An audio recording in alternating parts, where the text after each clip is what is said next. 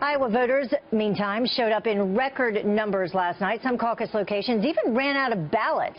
A GOP turnout last night, more than 180,000. Compare that to the previous record of 354,000 that was set back in 2012.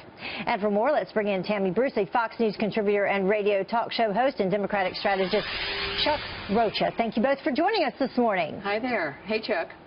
Good morning, Chuck. I'll start with you on this. I mean, we talked about the record numbers of voters. Why do you think so many turned out this time around?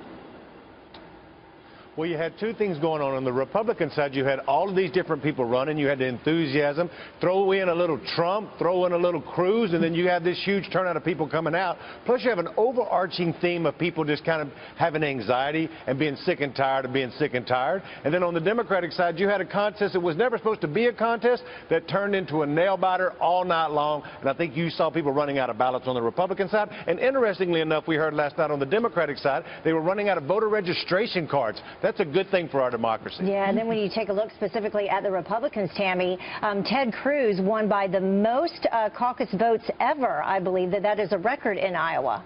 Yeah, look, this is a signal of a change.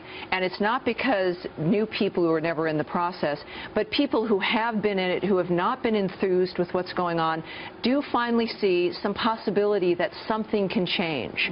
That people who've been in the system, somebody with the experience of someone like Cruz, who can also be anti-establishment, is very appealing. That's been actually Jack Welch's message as well, that you've got somebody who is able to confront the establishment, has the experience, that if we're a world at war, if we've got an economy moving into another recession, which it appears it does, who is it that's got the maturity and the experience to be able to handle that? Democrats and Republicans have to both answer that question, and I think Democrats are also realizing that their people in charge, their lives are not better than they were 4 years ago, and that's why I think we may see in the internals that some Democrats move to vote Republican in Iowa as well. That will be very interesting. Yeah. And it's also interesting to take a look at the ground game and how this played out there, because we know that Ted Cruz had a significant ground game in Iowa. He went to all 99 counties. Also, Bernie Sanders, big on his ground game there, also spent a lot of money. He's raised, I think I said earlier, $20 million just in January alone. So, Chuck, any surprises there that seemed to work in their benefit?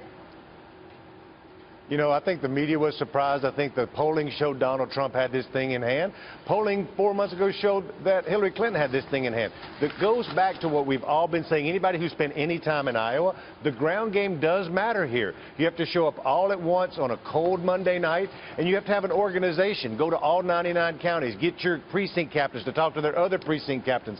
The ground game really did matter. My biggest surprise here was Rubio, though. Rubio only won 5 counties, as I dug into the numbers last night, but they were the 5 most populous county. In return, Donald Trump, who beat him by less than 1,000 votes, had won 45 counties. That shows when you're smart and you organize in the right way in Iowa, you can have the results like you saw Bernie Sanders have and Marco Rubio. Yeah, and something else that counted in Iowa, the evangelicals, and which candidate won on that front. I believe that we have some of those numbers. This, according to a Fox News entrance poll, white evangelicals or white born-again Christians, Cruz winning 33%, Rubio and Trump tied there with 21%, and Carson, some surprised by this, only at 12%. Yes, I think what we saw was some of the Carson evangelicals move to Cruz. I think there's a realization that when you know your guy is not really going to make it, you do begin to want to have an impact when you see something else very dramatic happening at the top.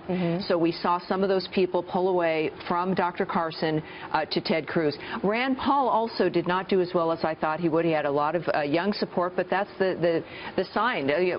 Ted Cruz had a lot of millennial support, interestingly enough. Rand Paul was not able to have that translate, but I think Rand Paul's voters and Dr. Carson's voters are Ted Cruz's voters. And so that's where we're going to see, again, a shift depending on what happens in New Hampshire, what those two men do, and if they endorse. And Ted Cruz now has to...